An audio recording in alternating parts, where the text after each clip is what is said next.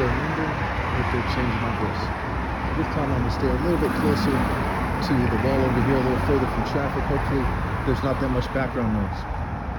I just wanted to talk briefly about Proverbs 17:2 and 2 Samuel 5.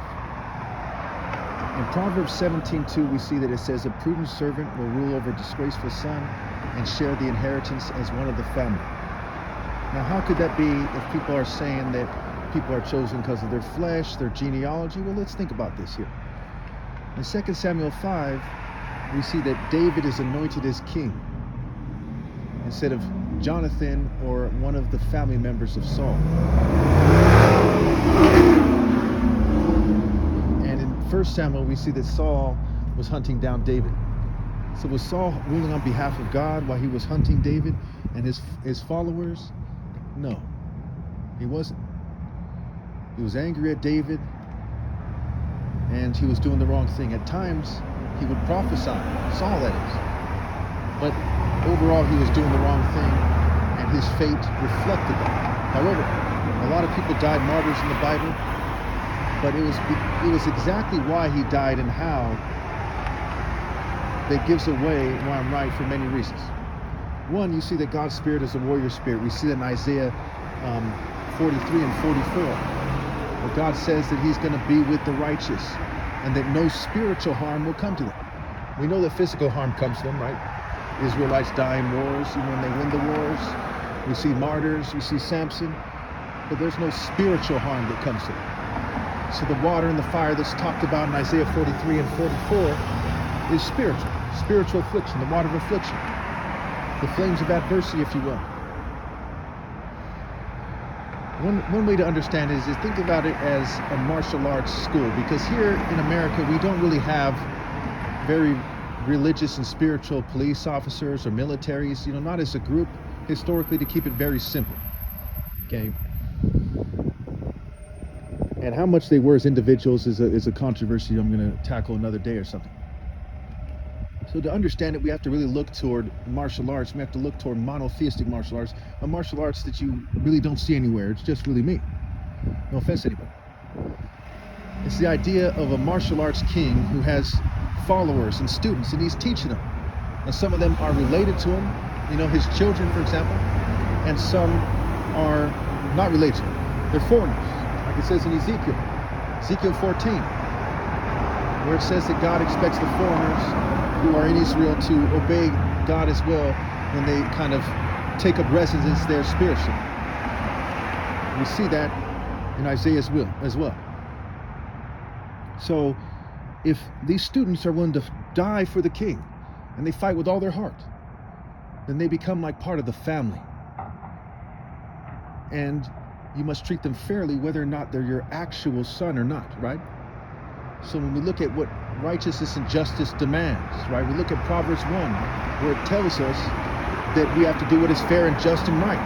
It's the purpose of Proverbs to understand how to be prudent in regards to doing what is fair and just and right. We can see that the New Testament is correct when it says that if you were Abraham's children, you would do what he did. So you're judged according to your deeds, not according to your flesh. So in 2 Samuel 5 again, when David is anointed king, they cite that he led them on their military battles, which are first and foremost spiritual, right? It's not, a battle in the Middle East or something with these in the modern day context, what have you. These are spiritual battles that God is guiding them on. Mind, body, soul, and spirit. All right, the Spirit of God. We see in the New Testament it says the Spirit is everything and the flesh means nothing. When they anointed David, they said, "You are our flesh and blood." We see in the communion or mass or the Last Supper where the bread refers to the flesh and the wine refers to the blood. So these things are spiritual first and foremost. What I would say to the rabbis who might disagree, if you disagree with the idea of a spiritual kind of combination, then what about in Numbers when Moses took a Cushite wife? What happened when Aaron and Miriam disagreed with him? Right? They were punished. There was leprosy, what have you. Because that idea, that concept is absolutely valid. So when people have yoked themselves to the Lord, they are the children of God. And again, the New Testament is right to say that those who obey the commands of God are the family of God, are Christ's family. And when they say, blessed is the mother who bore you, that woman said it to Christ as a character in the story. He said, no, blessed rather are those who hear the words of God and obey them. Because the family of God are those who obey the commands of God. And the greatest commandment isn't just for the Jew. And when the Israelites went to war, one thing they kind of leave out to some degree is their servants had a part in it as well. And if their servants became war heroes, and they were elevated above them. And if one Israelite can be cast out of the family of Israel, cast out of God's grace, cast out of the covenant, then they all can. We see that in Ezekiel 14, where it talks about if a prophet is prophesying false prophecies, that God is going to allow them for the purpose of seeing who the traitors are and seeing who's dumb enough to follow them. So it's something he says that he allowed himself. And in a sense, he's speaking through them to test them. And the prophet and those who follow him go to their destruction. We see that in Isaiah 65 and Isaiah 66. So again, I could explain this as simply as Proverbs 17:2, where it says, a prudent servant will rule over a disgraceful son and share the inheritance as one of the family. Why should I need to explain it beyond that? Well, part of the reason why is there's a lot of people who cite Isaiah 43 and 44 and 52 and 53, and they argue that because they're talking about the servant of the Lord, and you see certain words being used in certain chapters, that they're talking about, the physical people who call themselves Jews. That's not what it's saying here. Israel, right, and you have Jeshurun, who are both being referred to around Isaiah 43 and Isaiah 44, doing off the top of my head here. Jeshurun literally translates to the upright one, the upright one. And that refers to the person who's set apart to lead, who's set apart as God's son, or God's son hasn't returned, God's son has, and in Christ, it's the king who's representing God at the time.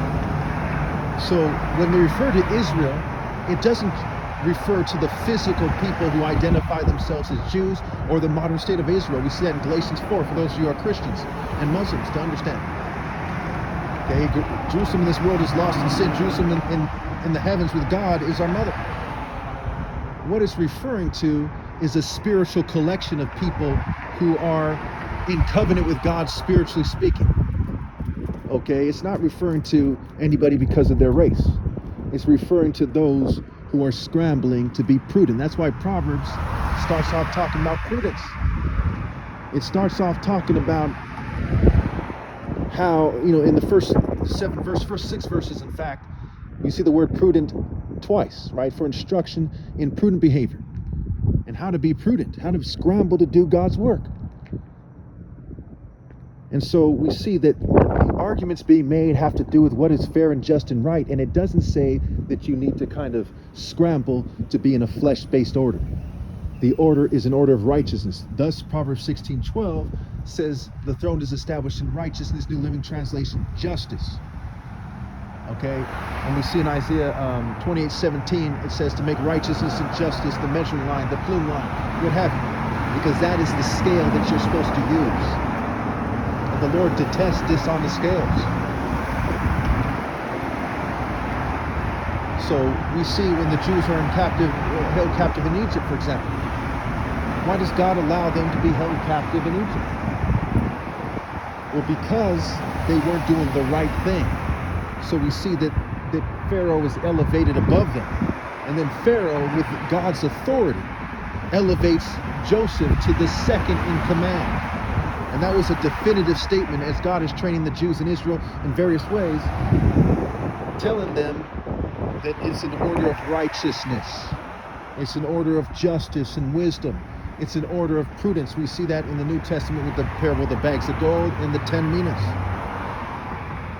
So those who bear the fruit of God, those who are kind of grafted into the tree of Israel, but it's not a family-based tree in terms of the flesh. It's a spirit-based tree.